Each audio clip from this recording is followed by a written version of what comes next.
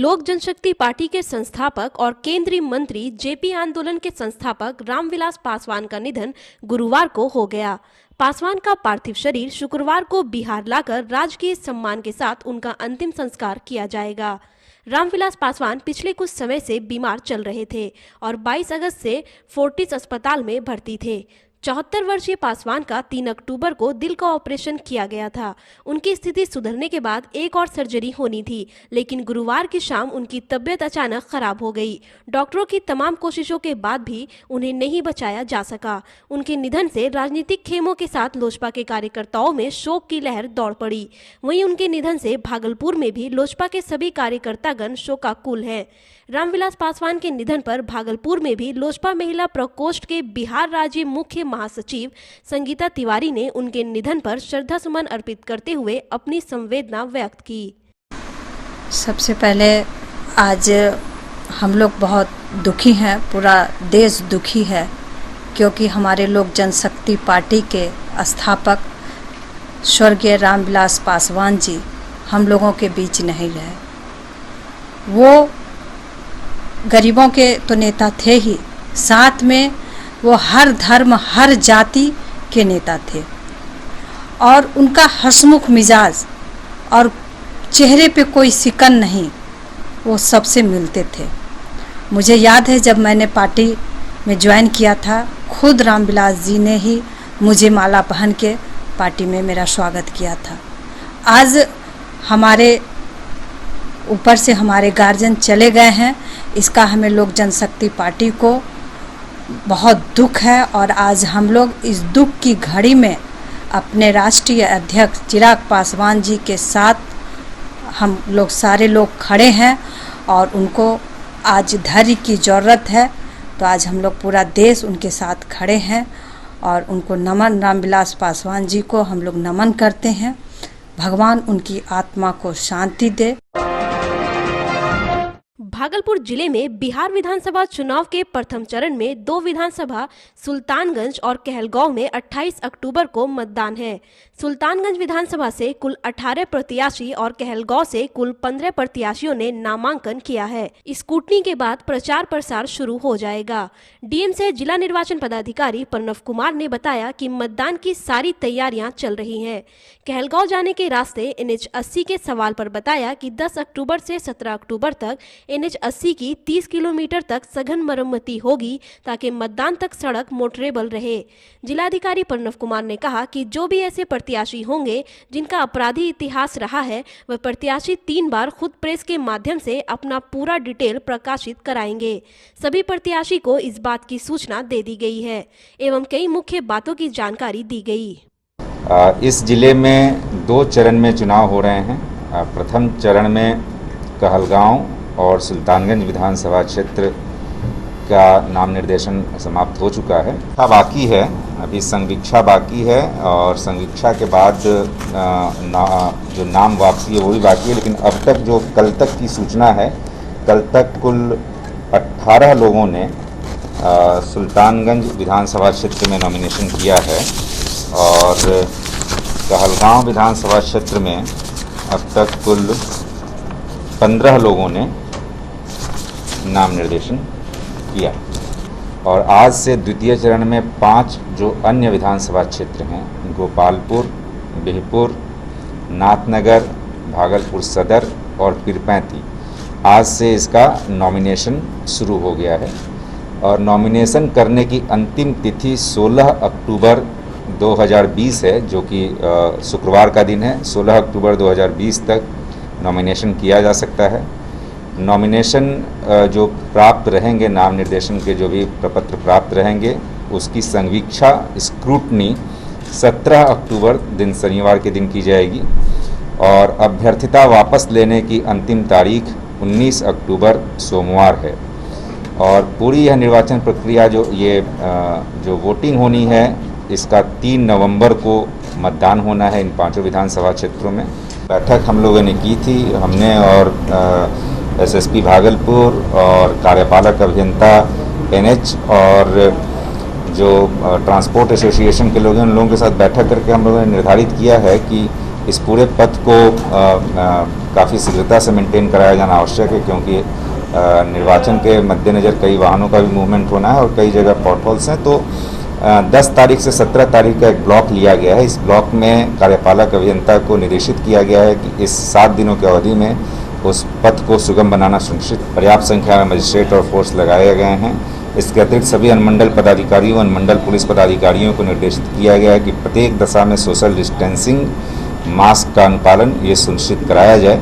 Int रहा है उनको 3 स्तरों पर उनके द्वारा खुद से प्रेस विज्ञप्ति के माध्यम से सूचित करना है वो जो एंटीसीडेंट है उसके बारे में।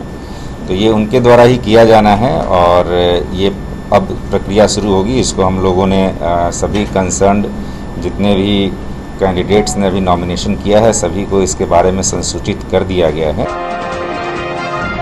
वहीं दूसरी ओर भागलपुर एसएसपी आशीष भारती ने बताया कि 2 फेज में मतदान होना है। वहीं एसएसपी आशीष भारती ने बताया कि अभी तक 257 लोगों के विरुद्ध सीसी एक्ट की सूची भेजी जा चुकी है। 51 स्थान पर चेक पोस्ट लगाकर चेकिंग की जा रही है। 174 सेक्टर लगाया गया है, जिसमें पुलिस अधिकारी एवं मजिस्ट्रेट के साथ अपना कार्य कर रहे हैं। चुनाव शांतिपूर्ण कराया जाए, इसके लिए भागलपुर प्रशासन पूरी तरह से मुस्तैदी के साथ तैयार है। 2 फेजेज में यहाँ भागलपुर में चुनाव होना है, तो उसको लेकर के अभी तक कुल 257 लोगों के विरुद्ध सीसीए का प्रस्ताव समर्पित किया गया है, जिसमें से कई लोगों के विरुद्ध जो फाइनल आदेश है वो भी प्राप्त हो गया है। 51 स्थानों पर चेक पोस्ट और बैरियर लगा करके उसको चेकिंग कराया जा रहा है और हम लोग को जो CAPF उपलब्ध हुआ है 8 कंपनी, उसके माध्यम से हम लोग जो महत्वपूर्ण जगह है वहाँ पे चेकिंग भी करवा रहे हैं और साथ ही साथ जो वारंटी और अपराधी की गिरफ्तारी और बूथ वेरिफिकेशन और जो वल्नरेबल जो टोले हैं वहाँ पे जो वल्नरेबल लोग हैं उनके बीच में जो कॉन्फिडेंस बिल्डिंग मेजर है उसको कराया जा रहा है। आदर्श जो मॉडल कोड ऑफ कंडक्ट है उसका जो ये गाइडलाइंस है उसका उल्लंघन करने वालों के संबंध में 17 कांड दर्ज किए गए हैं और करीब 15,566 लोगों के विरुद्ध 107 की कार्रवाई का प्रस्ताव समर्पित किया गया है, जिसमें कई सारे लोगों के विरुद्ध बॉन्ड भरा जा चुका है। 9 अक्टूबर को विश्व डाक दिवस के अवसर पर भागलपुर के प्रधान डाकघर में प्रेस वार्ता का आयोजन किया गया। डाक विभाग के अधीक्षक ने बताया कि आज का दिन डाक विभाग के लिए अत्यंत ही महत्वपूर्ण है। आज पूरे विश्व में डाक स्थापना दिवस मनाया जा रहा है। उन्होंने बताया कि विश्व डाक संगठन की स्थापना स्विस की राजधानी बर्न में हुई थी। विश्व डाक दिवस के अवसर पर यूपीयू कांग्रेस जो टोक्यो जापान में सन 1969 में हुआ था और तभी से इस तारीख को सारे विश्व में डाक दिवस के रूप में मनाया जाता है और यूनिवर्सल डाक संघ की स्थापना से वैश्विक संचार क्रांति का पदार्पण हुआ। साथ ही सारे विश्व में एक दूसरे को लिखने की क्षमता का भी विकास हुआ। इसी क्रम में भारतीय डाक 9 अक्टूबर से 15 अक्टूबर 2020 तक राष्ट्रीय डाक सप्ताह मनाएगा। इस डाक सप्ताह के दौरान डाक विभाग के द्वारा विभिन्न तरह के कार्यक्रमों का आयोजन किया जाएगा, जिसका उद्देश्य आमजनों को भारतीय डाक और इसकी न्यूनतम एवं अत्याधुनिक डिजिटल सेवा से अवगत कराना होगा। साथ ही उन्होंने बताया कि डाकघर सेवा का मॉल बन गया है, जैसे आधार कार्ड बनवाना, सुधार करवाना, पासपोर्ट बनवाना, LED बल्ब, पंखा, ट्यूब, गंगा जल, कोरोना से बचाव के लिए आवश्यक सामग्री तथा ड्राइविंग लाइसेंस एवं गाड़ियों का रजिस्ट्रेशन भी अब डाक विभाग द्वारा वितरित होगा। विश्व डाक दिवस का दिन है। एक यूनिवर्सल पोस्टल यूनियन, जिसको हम लोग कहते हैं विश्व डाक का संगठन है, उसकी स्थापना बर्न में आज ही के दिन हुआ था और पूरे विश्व को संचार के माध्यम से जोड़ दिया गया था। इसलिए आज का दिन बहुत संचार के लिए पूरे विश्व के लिए बहुत इम्पोर्टेंट है। हम लोग विश्व डाक दिवस को मना ही रहे हैं। विश्व डाक सप्ताह भी मनाएंगे और राष्ट्रीय डाक सप्ताह के अंदर विभिन्न कार्यक्रम को आयोजित करने जा रहे हैं। उसमें अलग अलग तिथि को अलग अलग विशेष जो हमारा स्कीम है उसके तहत कार्यक्रम रखे हैं। लोगों को जागरूक करने की डाक विभाग में क्या क्या नई गतिविधियां हो रही है और पुराने क्या क्या काम थे उनको भी हम लोग कैसे सुचारू रूप से कर रहे हैं और इस कोरोना महामारी के बीच भी हम लोग किस तरह डटे रहे। नवगछिया पुलिस जिला के भवानीपुर थाना क्षेत्र अंतर्गत NH 31 बिरबन्ना चौक के समीप देर रात्रि खगड़िया की तरफ से आ रही एक तेज रफ्तार अनियंत्रित ट्रक की चपेट में आने से 35 वर्षीय मोहम्मद अजमल अली की मौके पर ही मौत हो गई। मृतक के बड़े भाई मोहम्मद मंजूर आलम ने बताया कि बीती रात हमारी लड़की की शादी की बारात की व्यवस्था इसी जगह पर थी। बारात जाने के बाद सारे सामान को समेट रहे थे कि उसी क्रम में अचानक खगड़िया की तरफ से तेज रफ्तार से ट्रक आकर कुचलते हुए NH 31 की दूसरी तरफ की साइड जा गिरी।